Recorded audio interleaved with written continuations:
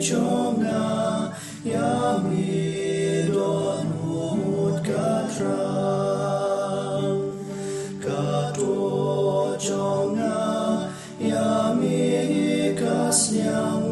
kong ka kendau de kong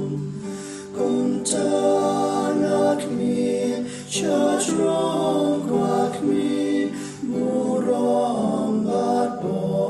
chong mi kublai mi long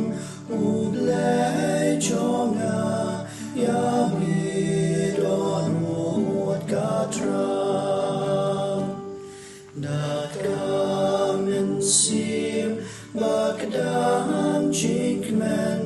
kashlei kaji yaro ching i chong mi ba ching isnei kam korban ya ching i ngan yai kerku kat badang im ken tiu kerteng chong mi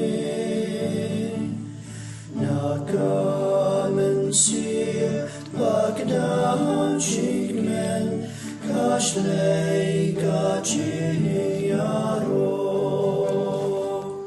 men sim jonga kasno hami atrai kershan yanga hala jingtia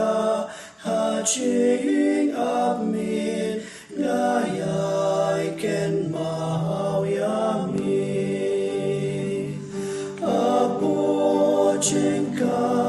tam yang jong mi ngakmen konong yara men sim jonga kasno